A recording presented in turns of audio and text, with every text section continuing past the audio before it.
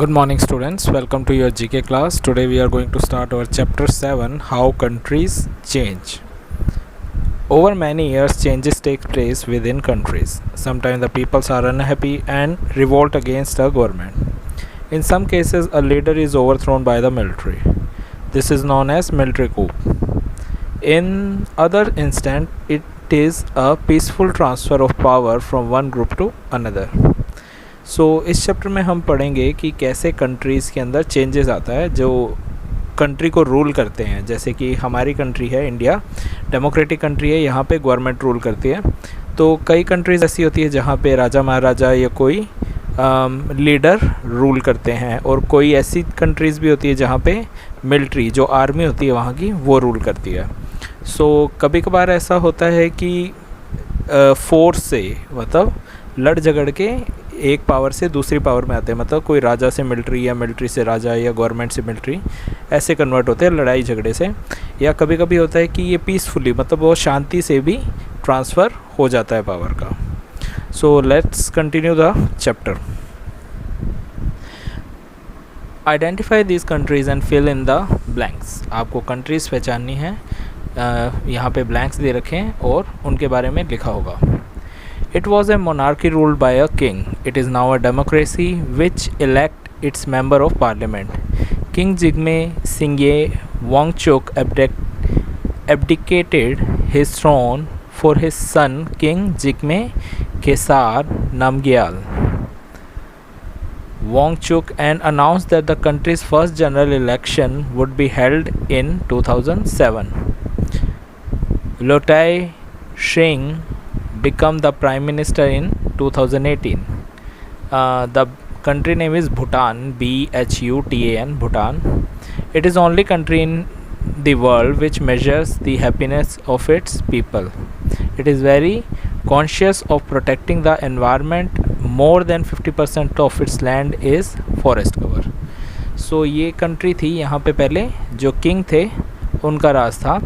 तो जो पहले के किंग थे, किंग जिग्मे सियांग वो जो यहाँ पे आपको दिख रहे हैं वो किंग है। उन्होंने अपने बेटे को किंग बनाने की जगह क्या किया, वहाँ पे इलेक्शन करवाए और वहाँ पे एक नए प्राइम मिनिस्टर बने जो जिनका नाम है लोटे श्रिंग। यहाँ पे उनके प्राइम मिनिस्टर की पिक्चर है और 2018 में बने और कंट्री का नाम है Bhutan.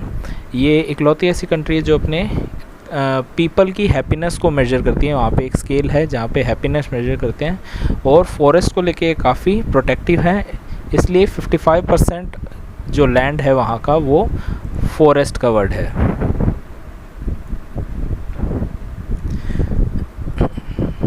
Next one, it was ruled by A dictator who was not elected. It is now a democracy that elects its leader. The people were angry because they were suppressed for over 31 years by a dictator, President Hosni Mubarak. Agitation and demonstration against government began on 25 January 2011. 16 days later, he was forced to resign. Mohammad Morsi became the first democratically elected head of the country.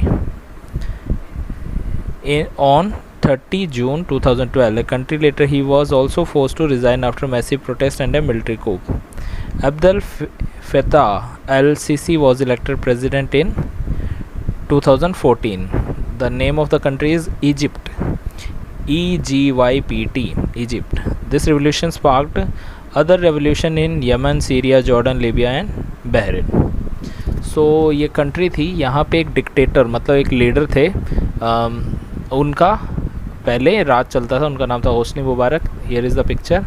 उन्होंने कम से कम 31 year वहाँ पे राज किया, हुकूमत की, पर लोग काफ़ी ज़्यादा परेशान हो गए थे उनसे, इसलिए उन्होंने उनके ख़िलाफ़ आंदोलन किया और फिर वहाँ पे नए प्रेसिडेंट बने जिनका नाम था मोहम्मद मोरसी, और उनको भी कुछ टाइम बाद अपने रेजिग्नेशन देना पड़ा और वहाँ के नए प्रेसिडेंट बने अब्दुल फतेह अल सीसी। और ये देख के जो उसके आसपास की नेबर कंट्रीज थी जैसे यमन, सीरिया, जॉर्डन, वहाँ पे भी ऐसे रिवोल्ट शुरू हो गए क्योंकि वहाँ पे भी डिक्टेटरशिप चल रही थी। In 2006, the democracy movement began against the monarchy and the undemocratic rule of king Gyanendra. A Republican Democratic government was established in 2008 after the people agitated. The name of the country is Nepal. You can see the flag of Nepal, NEPAL. The new constitution was adopted in September 2015. Bidya Devi Bhandari was elected as the country's first woman president, and Khadga Prasad Oli was elected as the first prime minister under the new constitution. The country suffered a massive earthquake in April 2015.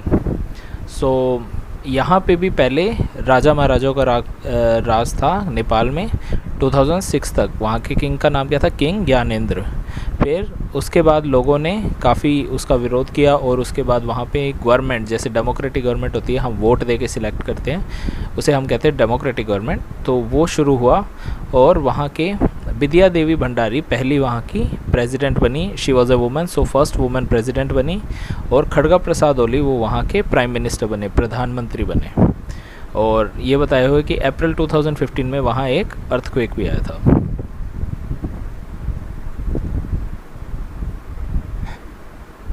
Next one, South Sudan was the part of Sudan since Sudan's independence from Britain in 1956.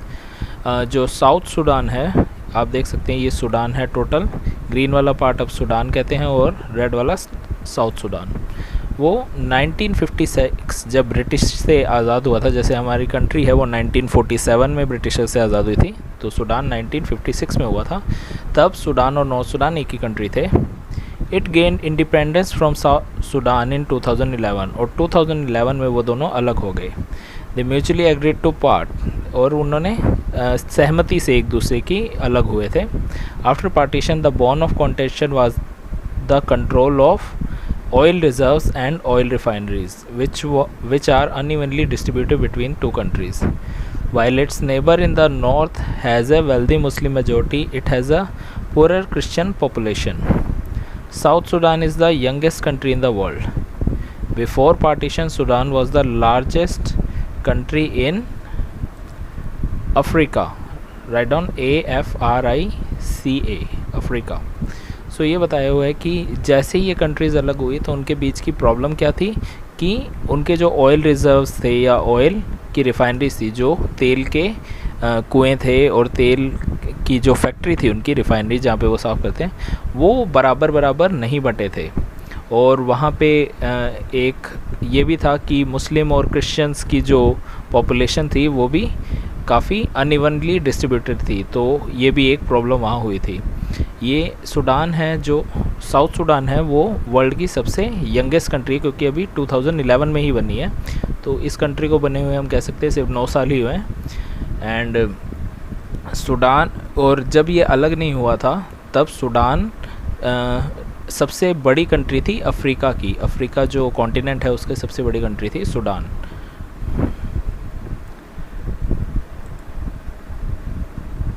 Now the next one.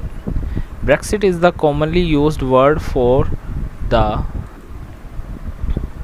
term British exit. British exit मतलब British का है बाहर जाना. The European Union is a political and economical organization of 28 countries formed to develop economical cooperation and amongst themselves in the other world help one another. तो जैसे आपने पढ़ा होगा UN के बारे में, या जैसे हम कहते हैं कि बहुत सारी कंट्रीज़ का एक ग्रुप होता है जिसे हम UN कहते हैं, यूनाइटेड नेशंस. वैसे ही एक EU नाम का है जो यूरोपियन कंट्रीज़ है उनकी कॉम्बिनेशन से बना हुआ है, उसे हम कहते हैं यूरोपियन यूनियन. और उसमें 28 कंट्रीज़ है और उनका काम क्या था? एक दूसरे की हेल्प करना. On 23 June 2016, the people of the UK voted in a referendum on whether to remain a part of the UA or to leave. तो 2016 में 23 जून यूके के, यूनाइटेड किंगडम के लोगों ने एक इलेक्शन करवाया कि उन्हें अब EU का पार्ट रहना है कि नहीं रहना. 52% of British voter voted in the favor of leaving, while 48 voted remain in the UA. तो 52% लोगों ने कहा कि हमें ये छोड़ देना चाहिए और 48 लोगों ने कहा कि नहीं, हमें उनके साथ ही रहना चाहिए. The British currency, the pound, fell to its lowest in the decade and caused turmoil in the global economy. तो इसकी वजह से वहाँ पे उनकी करेंसी के रेट गिर गए, मतलब गरीबी छा गई और काफ़ी प्रॉब्लम उन्हें झेलनी पड़ी। The vote saw prime minister David Cameron who was in the favour of staying in the EU resign from his post. तो जो वहाँ के प्राइम मिनिस्टर से डेविड कैमरॉन, यहाँ पे आप उनकी पिक्चर देख सकते हैं, जो फेवर में थे कि हमें अभी भी यूरोपियन यूनियन के साथ रहना चाहिए, उन्होंने रिज़ाइन कर दिया अपनी पोस्ट से। Theresa May, who assumed office on 13 July 2006, resigned as the Prime Minister, and Boris Johnson was appointed the Prime Minister on 26 July 2019। तो उसके बाद बोरिस जॉन हैं वो वहाँ के नए प्राइम मिनिस्टर बन गए।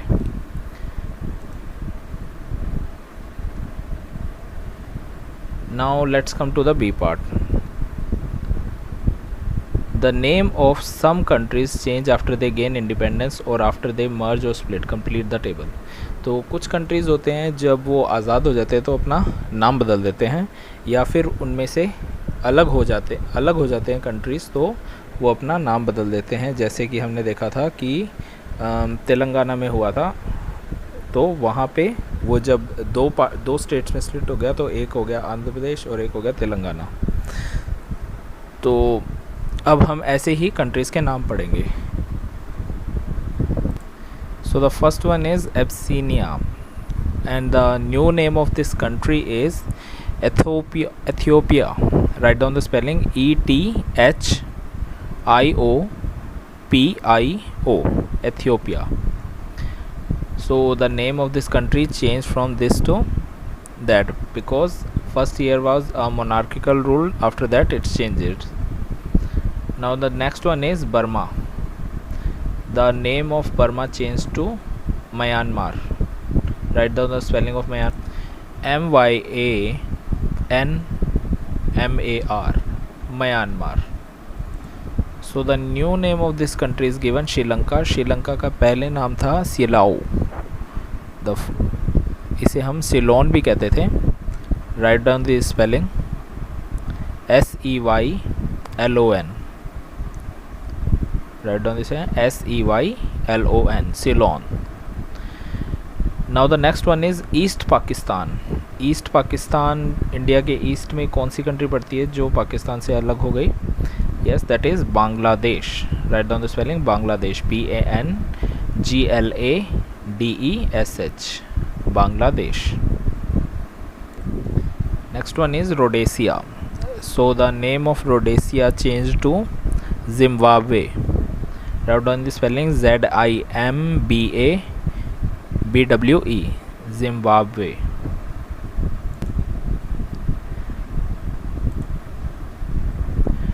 Now let's come to the C part. Fill in the blanks and name these war-ravaged country. Some have found peace and prosperity, some have not. अब हम कुछ ऐसी कंट्रीज़ के बारे में पढ़ेंगे जहाँ पे बहुत जिन्होंने वॉर में पार्टिसिपेट किया। काफ़ी लोग अब शांति से आराम से रहते हैं और कुछ अभी भी उस वॉर के जो नतीजे से वो भुगत रहे हैं अभी भी। Now let's start. In 1949, a few years after the end of World War II, Germany, write down the spelling Germany, GERMANY. Germany was divided into two countries, East Germany and West Germany. East Germany and West Germany. A wall divided the capital city of Berlin. Write down the spelling BERLIN. What is the capital of Germany? Berlin. This wall finally came down in 1989, and in 1990 the country was unified. Over the next 2 decades, it became a rich and successful nation. So World War II ख़त्म होने के बाद जो Germany है वो 2 countries में divide हो गया, ईस्ट जर्मनी और वेस्ट जर्मनी। और जो उनकी जो दीवार बनाई गई थी वो उसने कैपिटल को बीच में से काट दिया था। जैसे हमारी कैपिटल है न्यू दिल्ली, तो वहाँ की बर्लिन है और उसे बीच में से काट दिया था।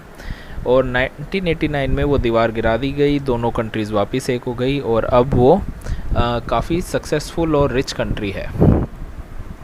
The US dropped two atom bombs, a nuclear bomb in 1945 on the city of Hiroshima 6th August and Nagasaki 9th August in Japan.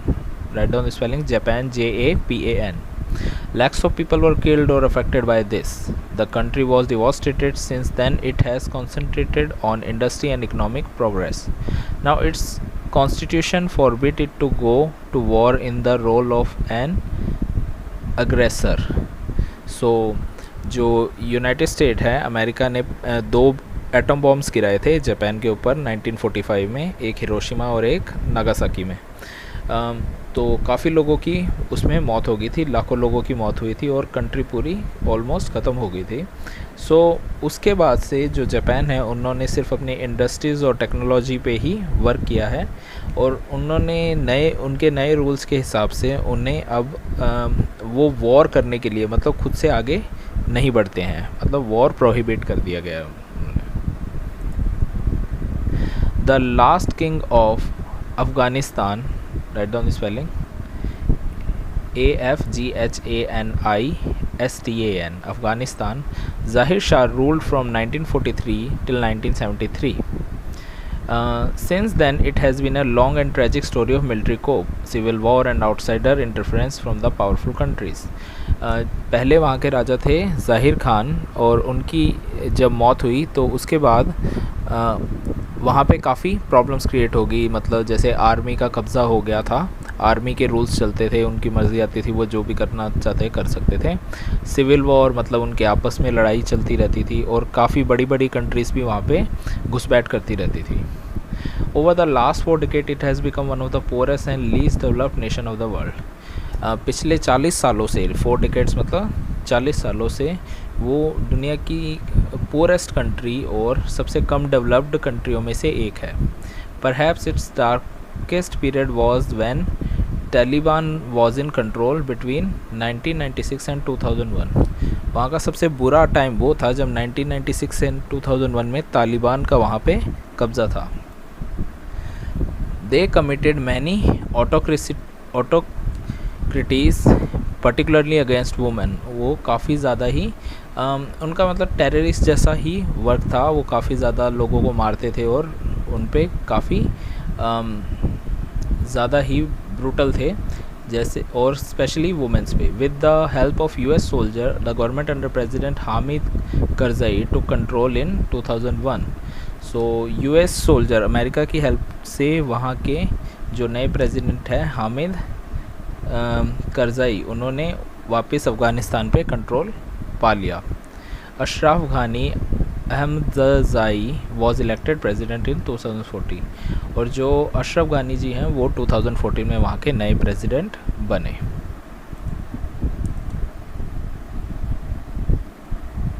Here are some flags of the country. They still have monarchs. Can you name them? Fill in the blanks. So ये countries हैं, ये कुछ countries के flag हैं जहाँ पे अभी भी राजा महाराजा हैं, मतलब ज़रूरी नहीं है वो वहाँ रूल कर रहे हैं पर वो प्रेजेंट है, तो आपको फ्लैग देख के कंट्रीज़ के नेम बचाने। सो the first one, a white flag with a red dot, it is Japan. Write down Japan, JAPAN।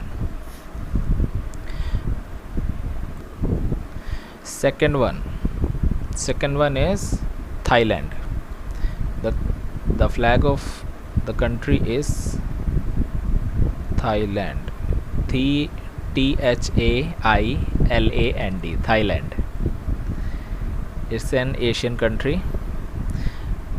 Now the third one is United Kingdom, UK. UNITED, United Kingdom, KINGDOM, Kingdom, United Kingdom का flag है ये।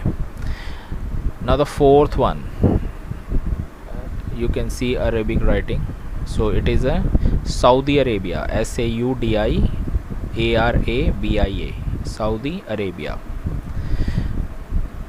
Now the last one is the flag of Malaysia, MALASHIA, Malaysia. So here we conclude our chapter. I hope आपको ये chapter समझ आ गया होगा। So we will start our next chapter in the next session, next video. Thank you and have a nice day.